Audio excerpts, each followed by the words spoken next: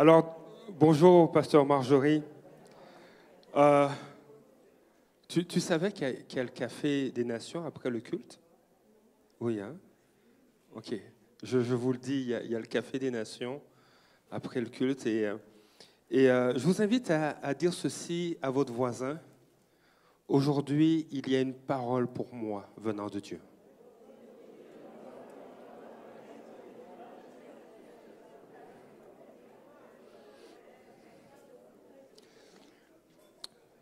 Euh,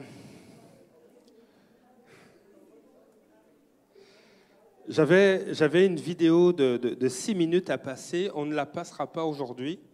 Euh, mais cette vidéo, c'était en lien avec l'Église persécutée. Et puis on peut se poser la question, mais pourquoi prier pour l'Église persécutée? Je veux emmener d'autres angles, d'autres aspects. Vous savez, nous prions en ce moment pour les pays d'Afrique subsaharienne.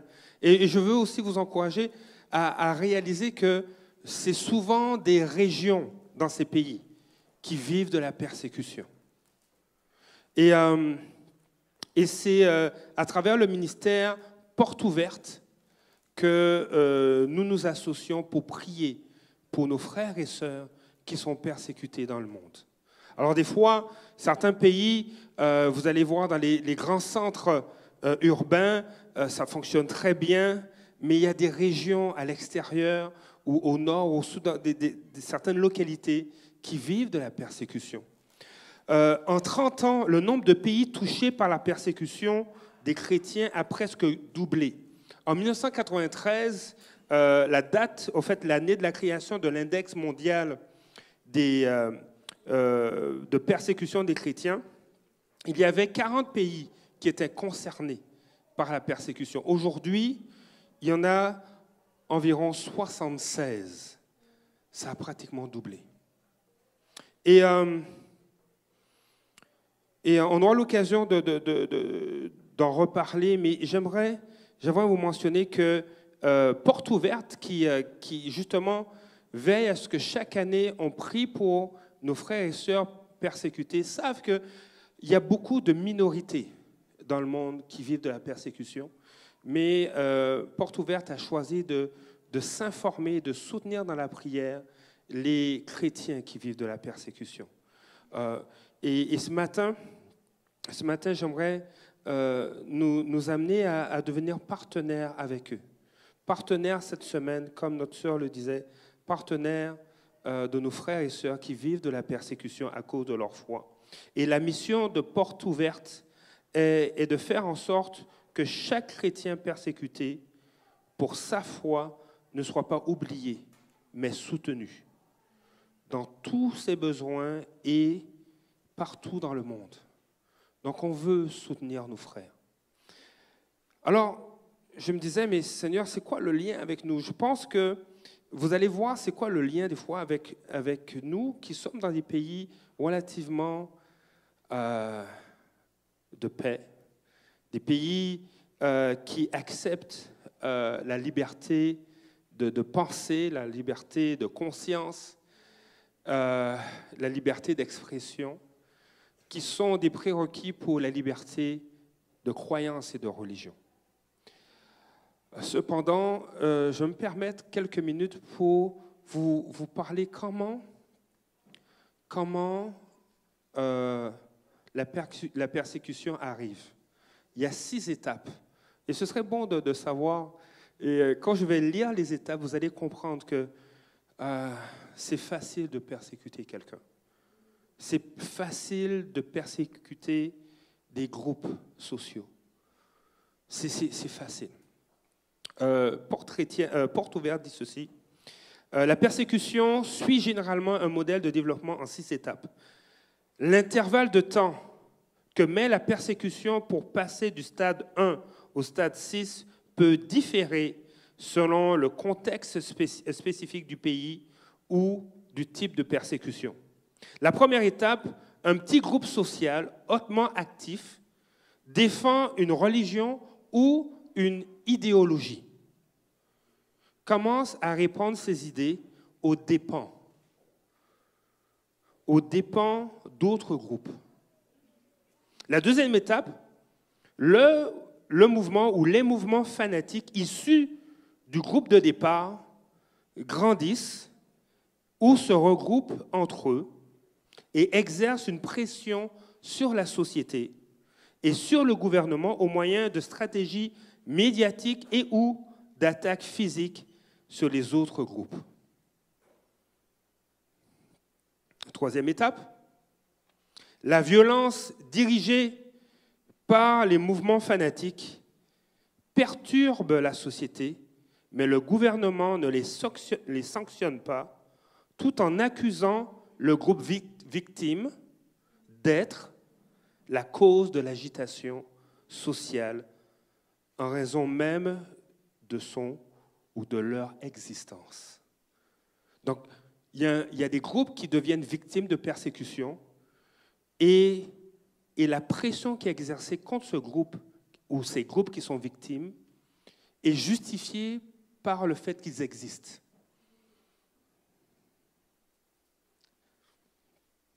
Quatrième étape, les actions des mouvements fanatiques se renforcent et attirent de plus en plus de personnes dans leur giron, dans leur cercle. Cela entraîne plus de pression sur le gouvernement qui est amené à se plier à leur agenda. Cinquième étape, la société, le gouvernement, le système judiciaire et sécuritaire, donc le système pénal, le système harcèle les membres appartenant au groupe victime au point de l'amener au bord de l'asphyxie dans tous les domaines de la vie. Et la sixième étape, le petit groupe social du début, étape 1, intègre la culture, imprègne la culture dans son ensemble et devient la norme. Voilà comment la persécution commence. Et c'est pourquoi je crois que nous sommes concernés. Nous devons, vous savez, la prière du juste a une grande efficacité.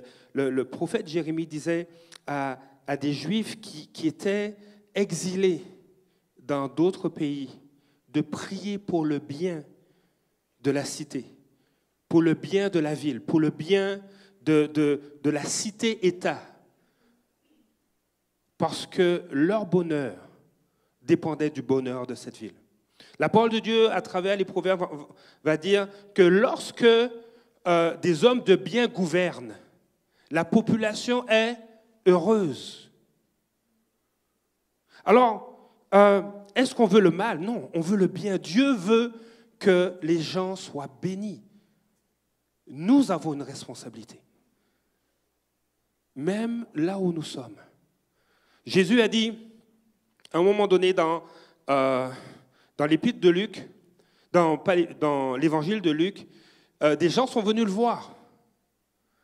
Ils ont dit, Jésus, tu sais, il y a tant de personnes qui ont été massacrées, qui ont été tuées par Pilate. Ou il y a tant de personnes sur qui est tombée une tour, la tour de Siloé. Et Jésus dit, faites attention que cela ne vous arrive si vous ne vous repentez pas, si vous ne vous attachez pas à Dieu. Nous ne sommes pas à l'abri. Je ne peux pas annoncer un évangile qui dit « t'inquiète pas, tout va bien aller ». Non. Il y a des défis. Et nous ne devons pas être apathiques, non concernés, avoir le sentiment qu'on est immunisé face aux défis. Mais là où c'est intéressant, c'est que malgré les défis, nous demeurons en Jésus-Christ plus que vainqueurs. Nous demeurons plus que vainqueurs. Et ce matin, pour les minutes qu'il me reste, j'aimerais qu'on puisse regarder l'histoire d'une femme dans les Écritures. Parce que Dieu veut nous amener de l'amertume à la joie. Et aujourd'hui, nous allons regarder une histoire. Et dimanche prochain, nous allons regarder une deuxième histoire. Aujourd'hui, vous savez, tout ce que Dieu fait, c'est toujours dans la perspective de l'éternité. Et dimanche dernier, pasteur Christophe a parlé du désert. Si on va sur la première diapositive, l'une des premières diapositives où il y a un arbre au milieu du désert, j'aime cette image parce que des fois dans la vie, nous passons à travers différents types de déserts. Et un désert n'est pas seulement un lieu aride et sec et chaud, mais il y a aussi des déserts qui sont froids, qui lacèrent, qui blessent, comme des déserts arctiques.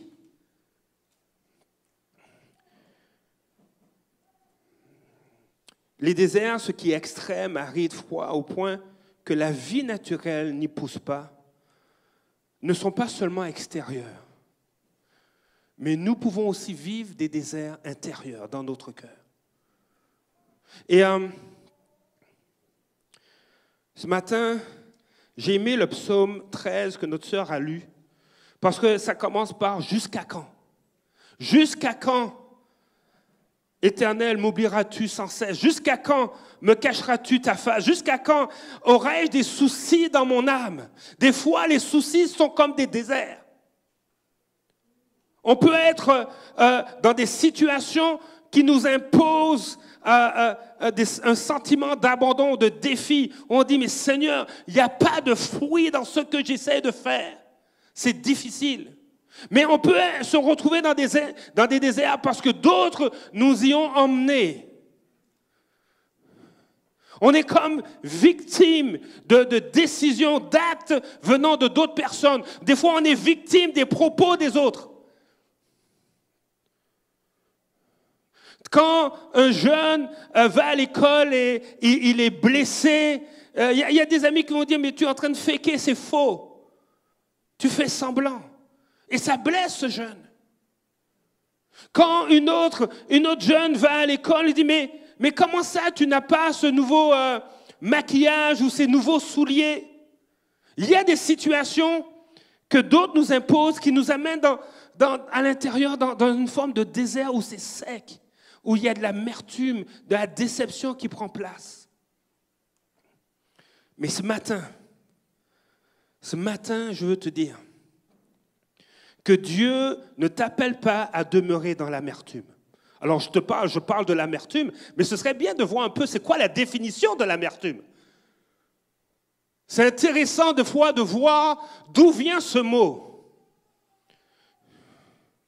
Et si je devais donner un genre de sous-titre, puisqu'on va voir l'histoire d'une femme, je pourrais dire une vie d'attachement à l'amertume. L'amertume, c'est quoi? L'amertume, c'est un sentiment ou c'est un caractère qui est agressif ou se reconnaît de la rancœur, du ressentiment, du découragement. J'étais surpris que le dictionnaire donne le qualificatif de agressif. Quelqu'un qui a de l'amertume a un sentiment qui devient aussi agressif, qui a de la déception, du découragement et de la rancœur. Et j'aimerais m'arrêter sur le mot rancœur. Parce que des fois, on veut se justifier en donnant la responsabilité aux autres. C'est à cause d'elle, c'est à cause de lui que je me trouve dans le désert. Et c'est normal que j'ai de l'amertume. Mais l'amertume a pour synonyme aussi la rancœur. Et la rancœur, dans sa racine, et je trouve ça horrible.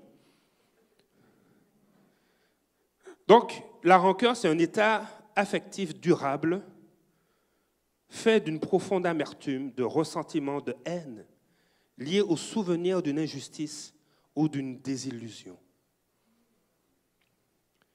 Mais le mot rancœur vient de rance.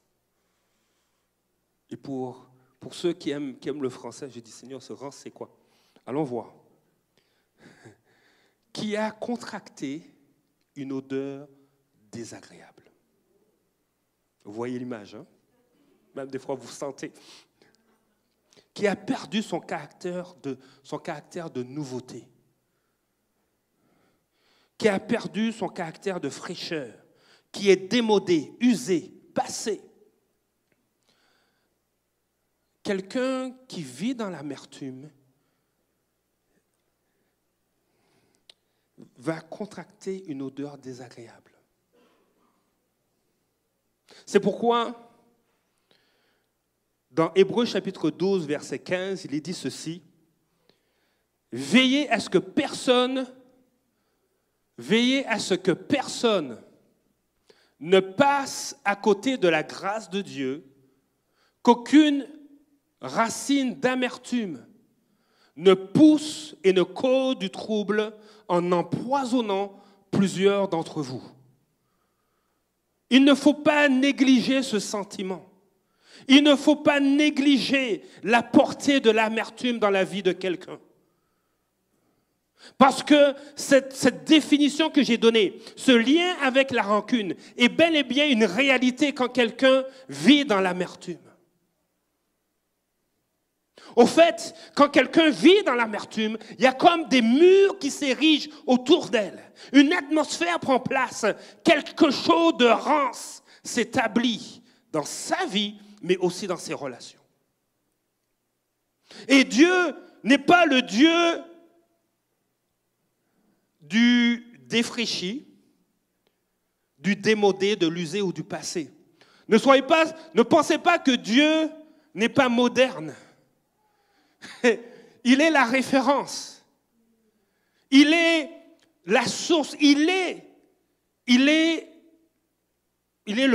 la source même de la créativité. Des fois, et je le reconnais, quand j'étais jeune, je n'aimais pas aller à l'église. Non. Je me souviens, j'avais peut-être 9 ans, 9-10 ans. J'accompagnais ma mère à l'église le dimanche matin et le mardi soir. Et le mardi soir, c'était le pire soir de ma vie.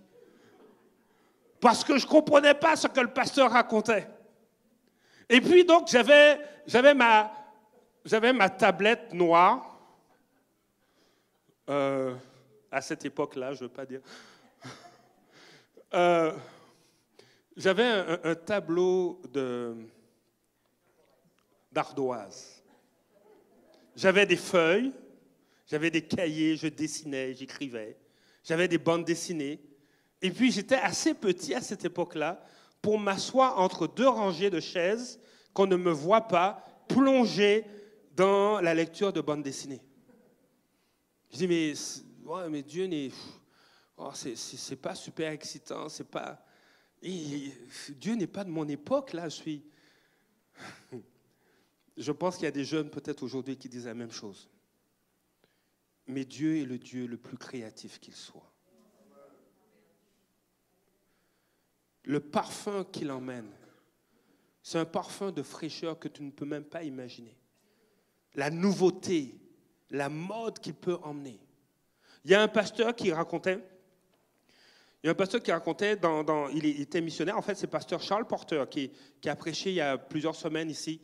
Il racontait que en tant que missionnaire, il était dans un pays d'Afrique et dans son église, il y avait des jeunes et il y avait une certaine crise vestimentaire qui avait pris place dans l'église. On n'a pas ça ici. Tant que tu es décent, tu t'habilles comme tu veux. Okay? Mais il y avait cette crise-là. Et là, il a dit non, il y a quelque chose à faire. Il y a une jeune, entre autres, elle dit, wow, elle a du talent. Elle est vraiment... elle est très, très à la mode. Il a décidé de faire un défilé de mode. De lui demander de concevoir des vêtements. Et elle a été emballée par ce projet-là. Et les jeunes ont embarqué. Il y a eu vraiment... Elle a dessiné des vêtements, elle a fait des défilés de mode. Et à cette époque-là, quand ils ont fait ce défilé-là, un soir, la ville était dans une semaine internationale de mode. Et le pasteur n'était même pas au courant de ça. Et l'approche de cette semaine de mode au niveau international, c'est qu'il y avait plusieurs couturiers du monde entier qui venaient.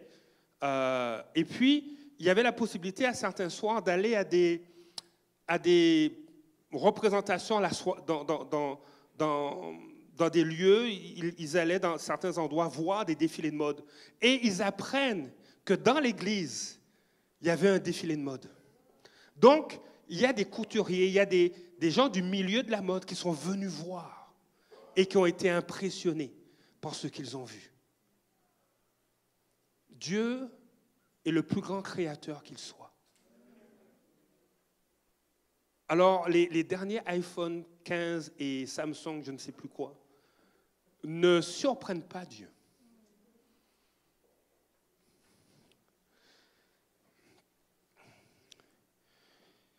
Il y a... Je veux te laisser ce verset dans Hébreux 12. Je trouve ça intéressant, cette lettre. La lettre aux Hébreux est vraiment intéressante parce qu'elle a été écrite à des croyants, à des chrétiens qui vivaient de la persécution.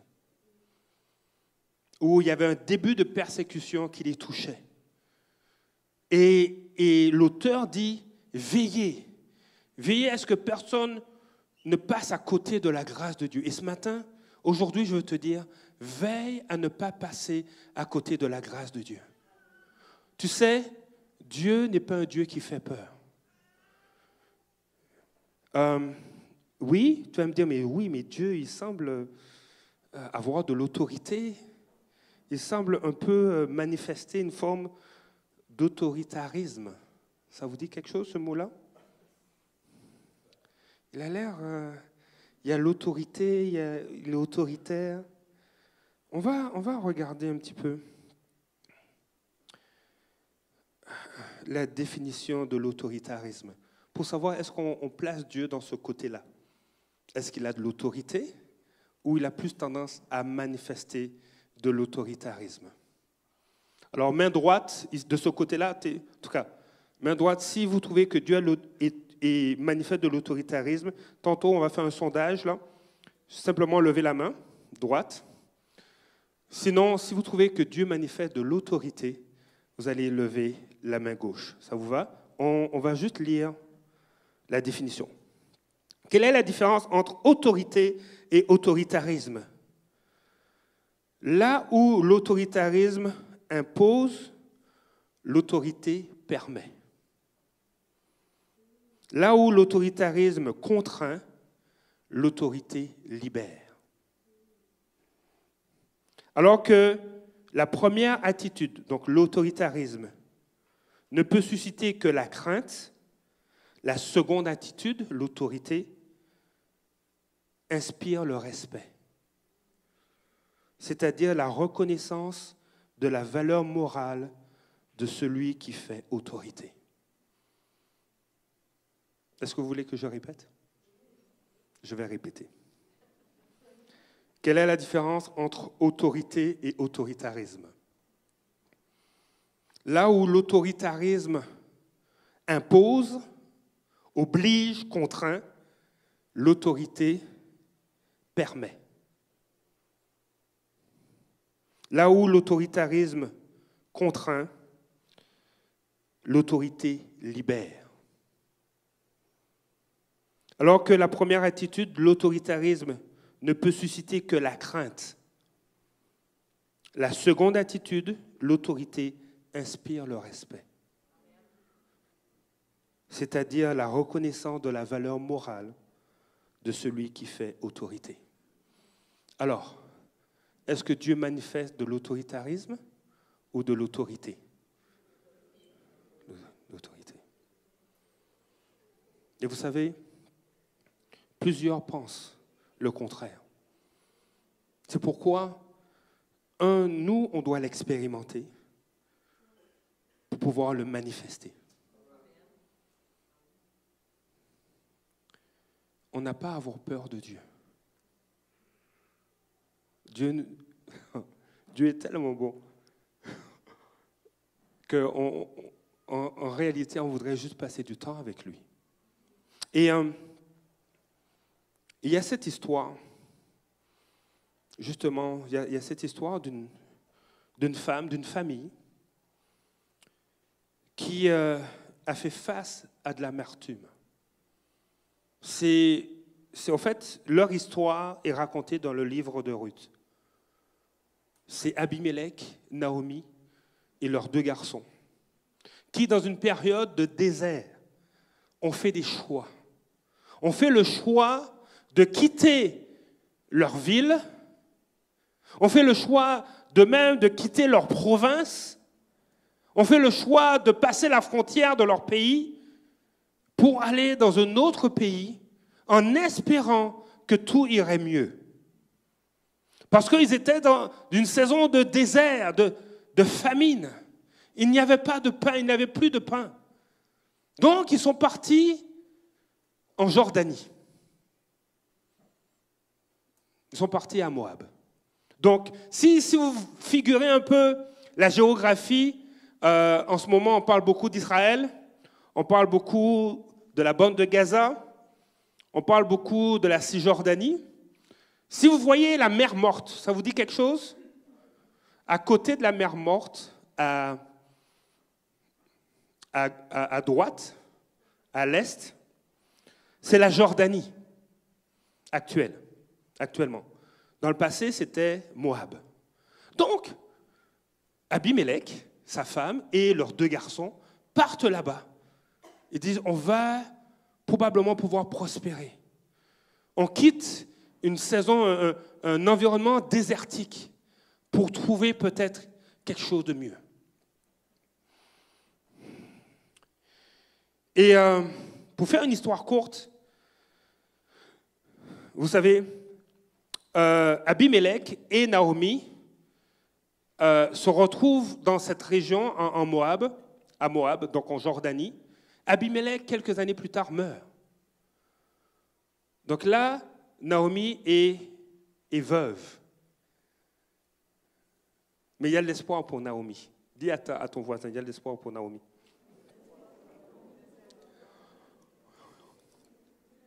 Donc là, elle est veuve, pleine de tristesse. Et au moins, quelque chose qui va la réjouir, c'est que ces 2 garçons vont se marier. En ligne, vous savez avec qui les 2 garçons vont se marier chacun? Est-ce que quelqu'un a une idée? J'entends pas. Attends, j'entends one. Une Moabite? 2, oui. Comment elles s'appellent ces 2 jeunes Moabites ou Jordaniennes? Comment? J'ai pas entendu. Ruth et Orpa. C'est vrai. Donc, c'est le fun, célébration de mariage, c'est tout, ça dure une semaine peut-être. Dans l'Antiquité, c'était peut-être ça, c'est ça. C'est festif. Mais deuxième mauvaise nouvelle, ou deuxième mauvaise nouvelle, c'est que ces enfants, ces 2 garçons décèdent. Mais des fois, c'est intéressant de voir. Des fois, c'est un petit peu en surface, mais quand on creuse un peu, on s'aperçoit qu'il y a des particularités.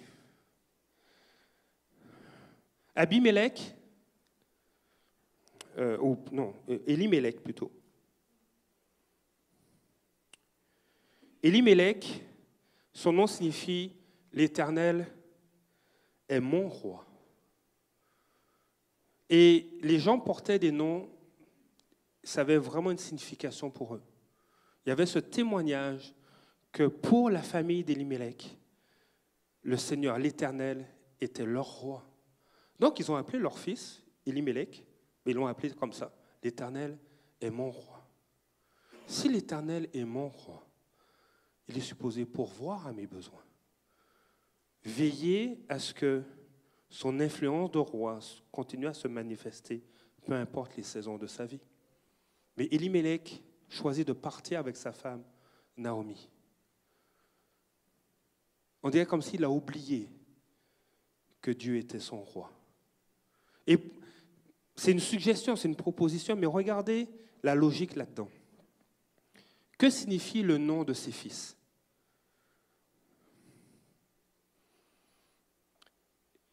Il y a Kilion, qui signifie qui languit,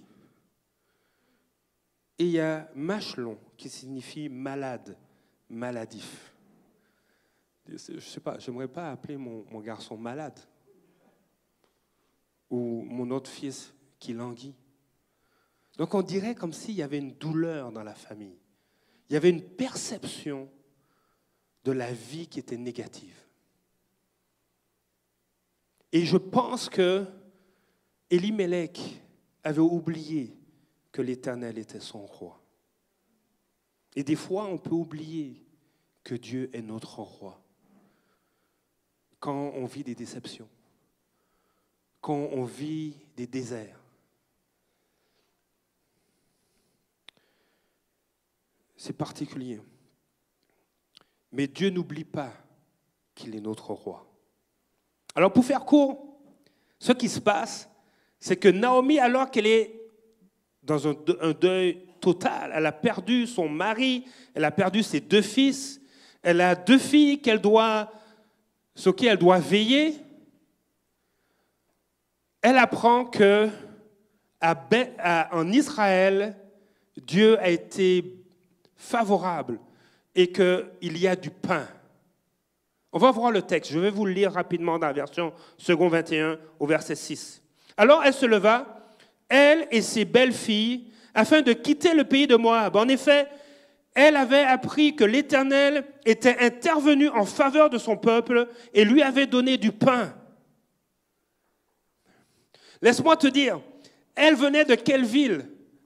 De Bethléem. Et c'est drôle, Bethléem signifie maison du pain.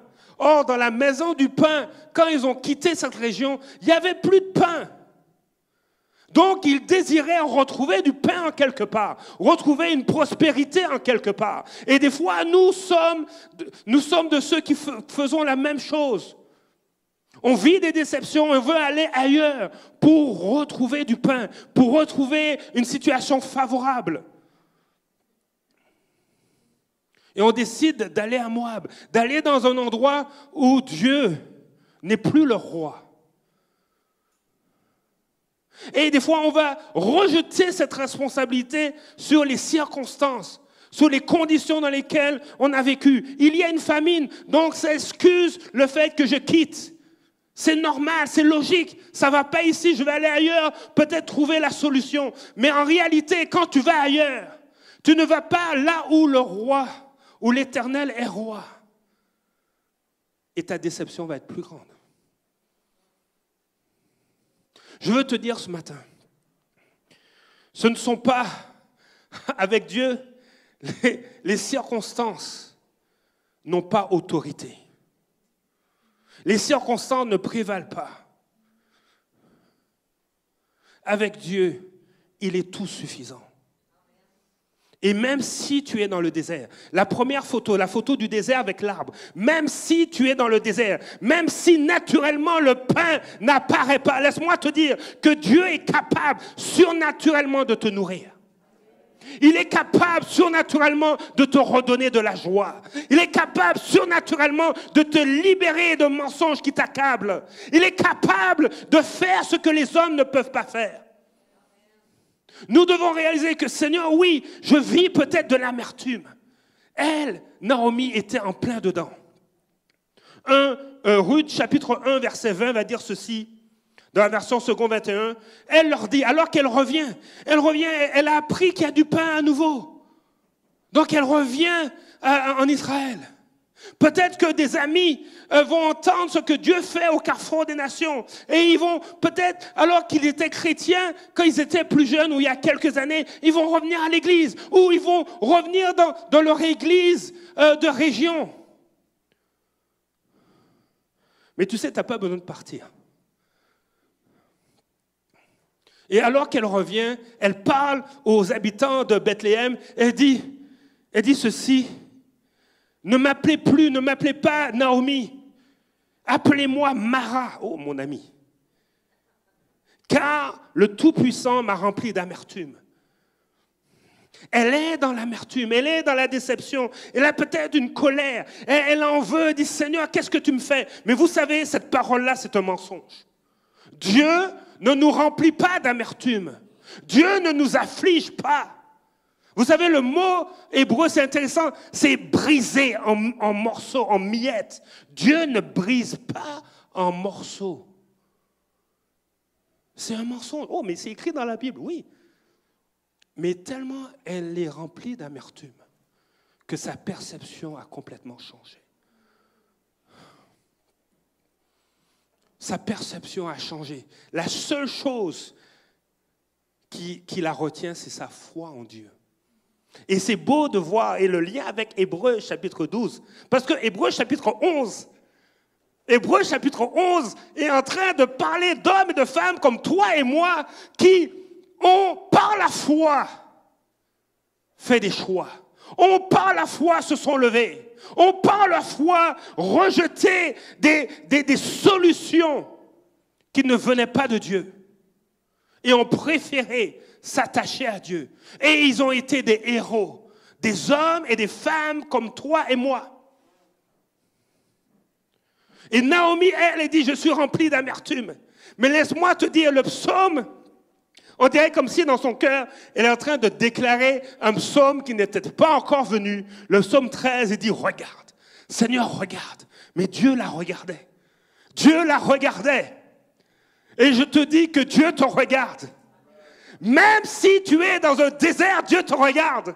Et il y a un arbre qui t'attend. Il y a une ombre qui veut te protéger de la sécheresse. Il y a des fruits qui t'attendent si tu places ta foi en Dieu. Naomi n'a pas regardé l'amertume comme un mur. Mais elle a vu l'amertume comme un pont. Pourquoi? Parce qu'en fait, Dieu change les murs en ponts dans nos vies.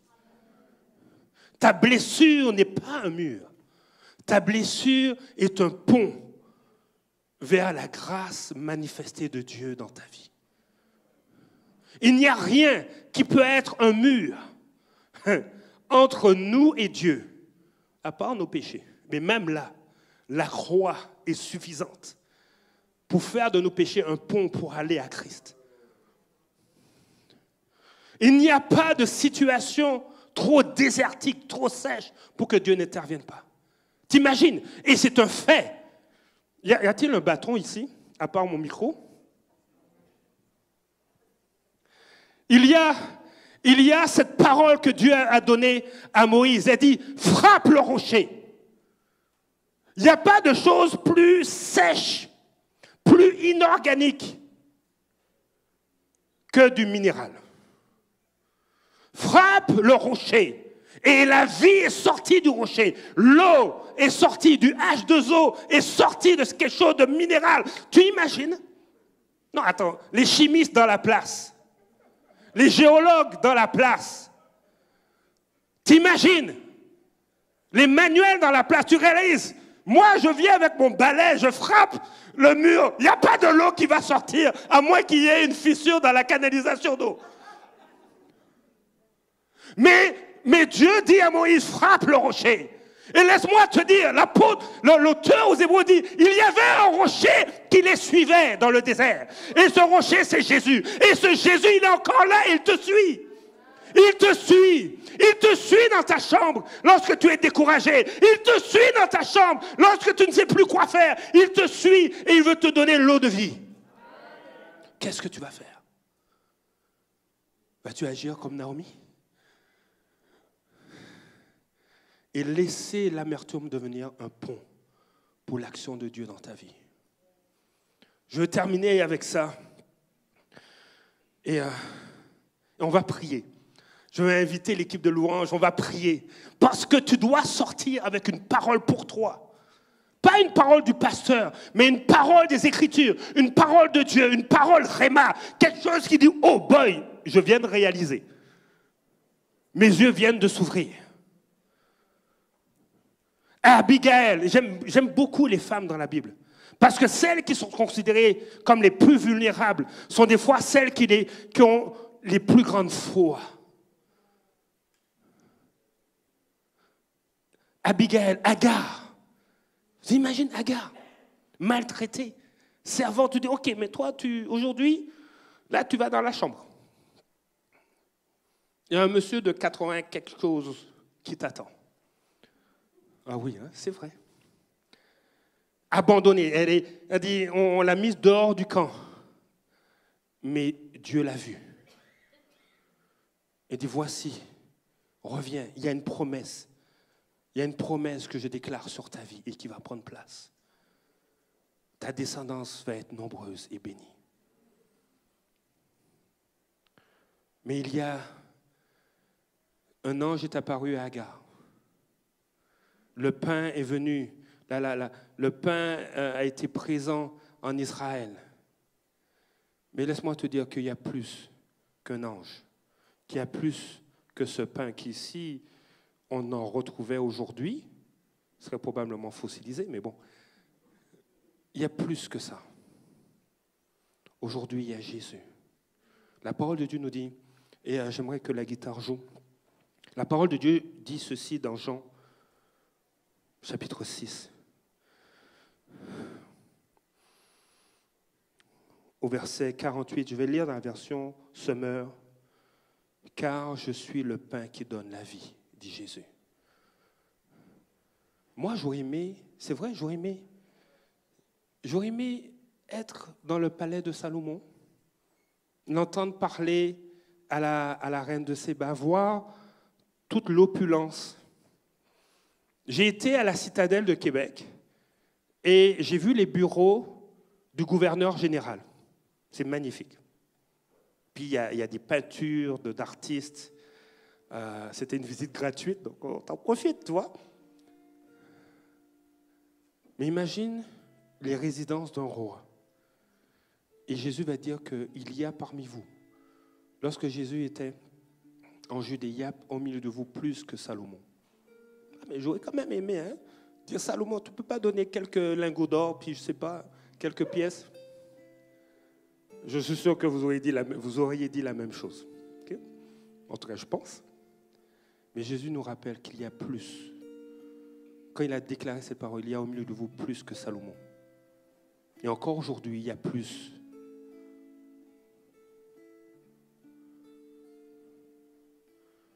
Veux-tu que l'amertume dans ta vie ne soit plus un mur, mais devienne un pont qui t'amène à Jésus? Elle a appris, Naomi, que le pain, il y avait du pain en Israël. Mais Jésus est le pain qui donne la vie. C'est ce pain-là, encore aujourd'hui, que Dieu veut te donner. Et écoutez ça. C'est trop bon, c'est trop bon. Je ne sais pas si on a la diapositive, Philippe. Je veux mettre cette diapositive où il y a le verset 15 du chapitre 4 de Ruth.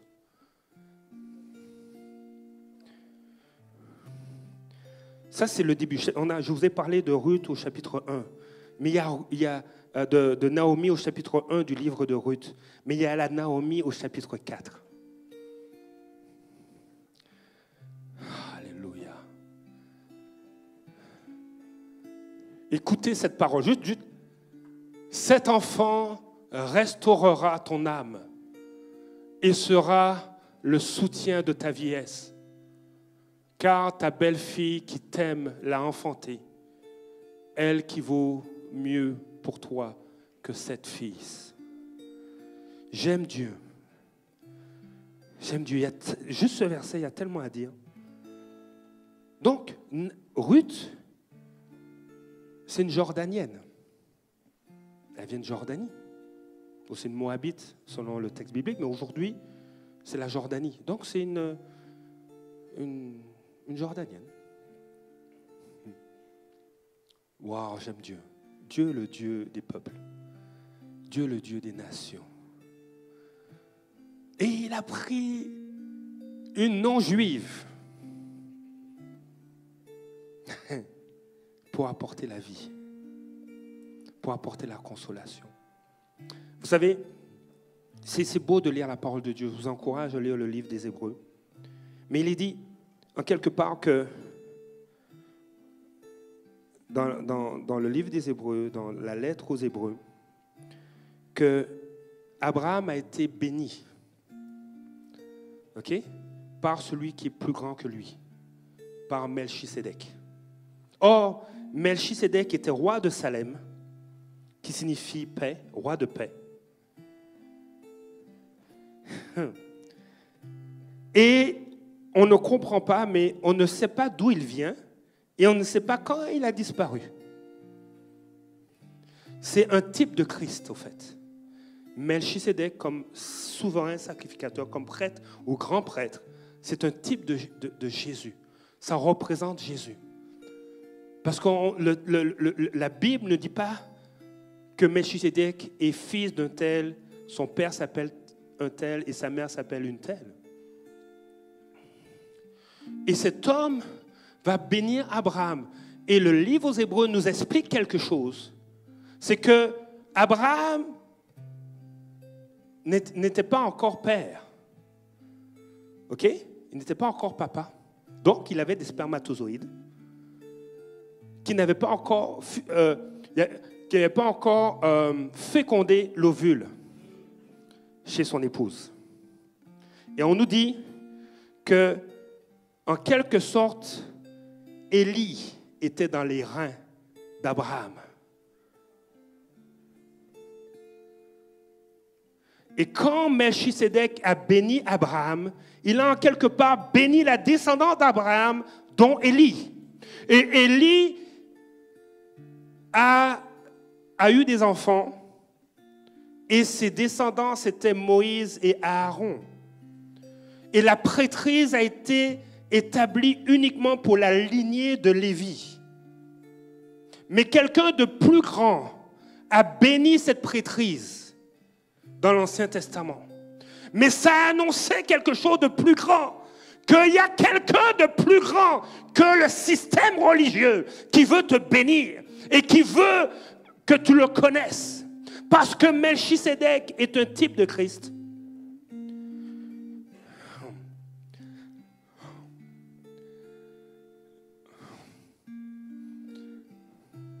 Et Christ est un descendant de Ruth. Vous me suivez? Ça va? Où ça que je veux en venir? C'est que Dieu a pris une Jordanienne pour bénir les nations. Dieu a pris une non-juive pour bénir les nations, afin que les nations sachent qu'il est le Dieu de toutes les nations, de tous les peuples. Tu dois réaliser quel est le Dieu que tu adores. Un Dieu qui fait exception de personne. Un Dieu qui ne ferme la porte à aucune nation et aucun peuple.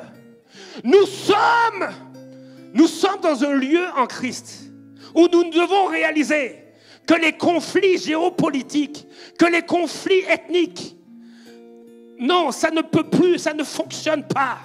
Nous ne sommes pas là. Nous sommes de ceux qui doivent simplement emmener Jésus. Oh, Jésus qui remplit, qui comble tout, qui satisfait à tous les besoins, parce qu'il est le pain de vie. Veux-tu qu'il soit le pain de vie pour toi?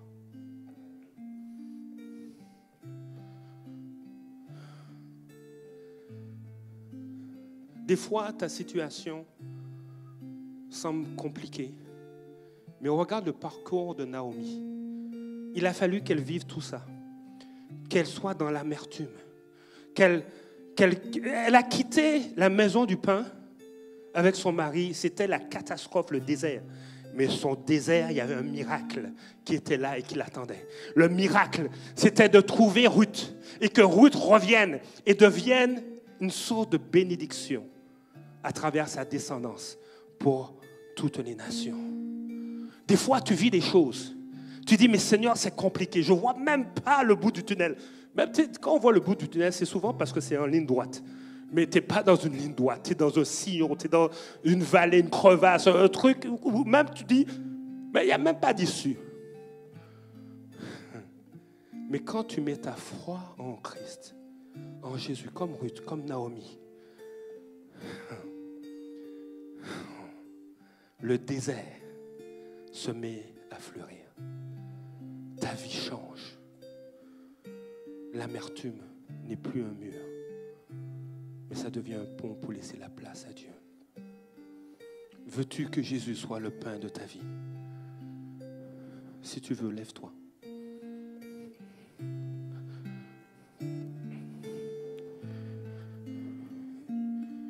Je ne sais pas si tu vis de l'amertume, mais alors que tu t'es levé, ou peut-être tu es toujours assis, si tu as de l'amertume, et dis Seigneur, ou si tu as des situations, dis c'est impossible. Je parlais avec quelqu'un cette semaine, j'ai aimé ça, il m'a dit, tu sais avec Google, tout est possible. Parce que je voulais, en tout cas, on est en train de travailler sur des dossiers pour l'Église. Je dis avec Google, tout est possible. Je dis, oh, ça a cliqué. Je dis, non, vraiment, c'est avec Dieu que tout est possible. Mais oui, c'est un outil qui est très puissant. Et je ne veux pas faire de la publicité pour Google, loin de là. Mais en réalité, avec Jésus, tout est possible. Tout est possible. Tu es arrivé, tu dis, ça fait 38 ans, ou ça fait 16 ans, ou ça fait 6 mois, ou 38 mois, ou 38 jours, 38 heures, 38 minutes. Il y a des choses que tu vis.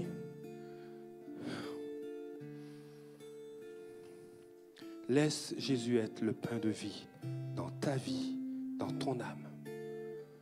Si tu saisis ça, ton atmosphère va changer.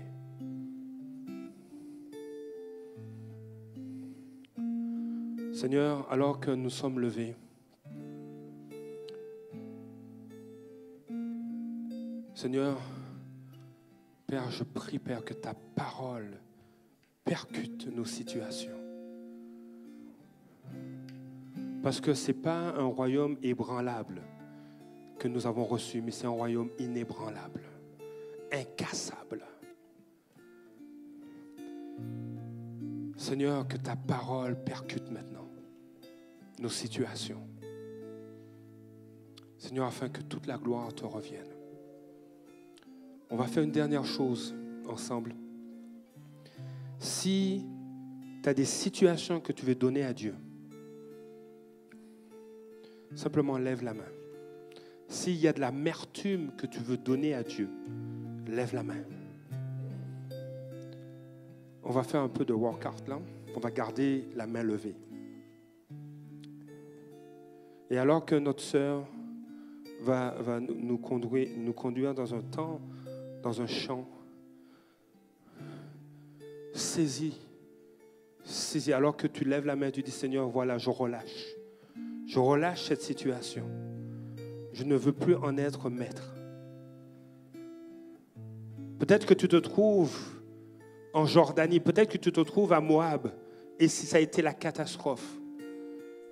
Tu peux même te dire, mais je me sens coupable. Lâche la culpabilité. Mais Seigneur, je te la donne parce que Dieu ne te condamne pas. Mais Dieu veut te restaurer.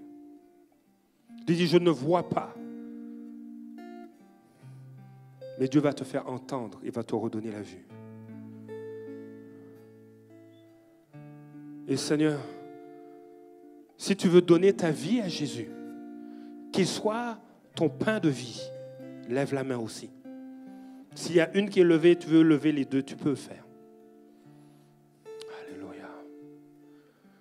Et avant que je laisse la place, j'ai vu quelques mains se lever pour donner leur vie au Seigneur. Vous allez faire cette prière avec moi. Et j'invite toute l'Assemblée à répéter cette prière. On s'associe à nos frères et sœurs qui donnent leur vie au Seigneur. Seigneur Dieu, je reconnais que tu es le pain de vie. Jésus est le pain de vie. Seigneur, donne-moi la vie. Je veux manger de ce pain. Seigneur, je reconnais que j'ai fait de mauvais choix. J'ai péché contre toi. Je suis allé dans de mauvaises directions. Je me suis même peut-être environné d'amertume. Mais j'abandonne l'amertume. Je te la confie. Sois le Sauveur et le Seigneur de ma vie, Jésus. soit le pain que je mange, soit même le jus, le fruit de la vigne que je bois. Je te donne mon cœur. Je te donne aussi ma vie. Je te demande pardon de t'avoir fait de la peine, de m'être tenu loin de toi. Accueille-moi maintenant comme ton fils. Accueille-moi maintenant comme ta fille. Parce que je prends le pain de vie. Et je veux rester en communion avec Jésus. Je reconnais qu'il est mort à la croix pour moi. Mais je reconnais aussi qu'il est ressuscité. Et que je suis maintenant en lui. Quand Jésus, la mort n'a plus d'emprise. Et même si je mourrais, je sais que je vivrai éternellement. C'est dans le nom de Jésus que j'ai prié. Amen. On peut applaudir le Seigneur pour ceux et celles qui ont donné leur vie au Seigneur. Je vais prier pour vous. Seigneur, ces hommes et ces femmes qui te donnent leur vie, qui te redonnent leur vie, on reste quelques minutes debout. Seigneur, je te dis merci. Les chaînes de l'amertume sont complètement brisées. Les chaînes du péché sont brisées dans le nom de Jésus. Je brise même tous les liens qui ont été imposés de génération en génération. Je brise ces liens dans leur vie. Seigneur, ils sont sous une nouvelle alliance et ton sang a coulé pour eux. Ils n'ont pas besoin d'un autre type de sang. Ils n'ont pas besoin d'un autre type d'alliance. Ils ont besoin juste de toi, Jésus. Seigneur, je prie non seulement pour eux, mais je prie pour tous ceux qui se sont levés. Dans le nom de Jésus, une nouvelle saison commence. Une saison, Seigneur, de ta présence. Une saison de grâce. Une saison où l'atmosphère a changé. Où la vie prend place. Où, Seigneur, ta faveur est là. Seigneur, que ta face luise sur eux. Qu'ils puissent voir ta gloire. Ta gloire dans leurs finances, ta gloire dans leurs relations, ta gloire dans leurs pensées, dans leur façon de penser, de voir les choses. Que ta gloire prime soit manifeste au nom de Jésus. Amen.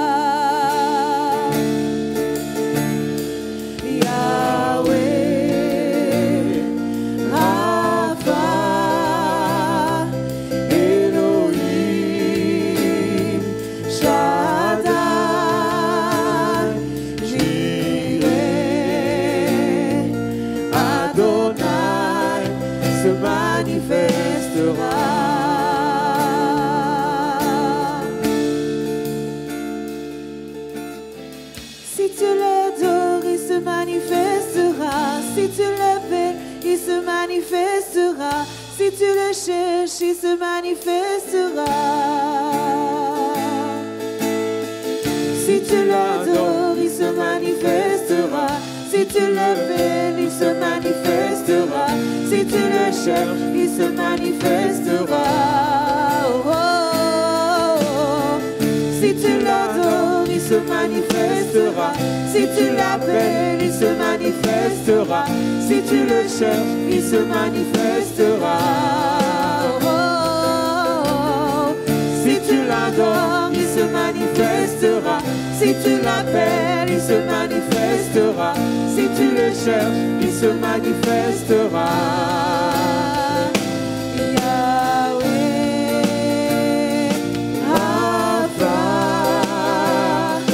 Elohim,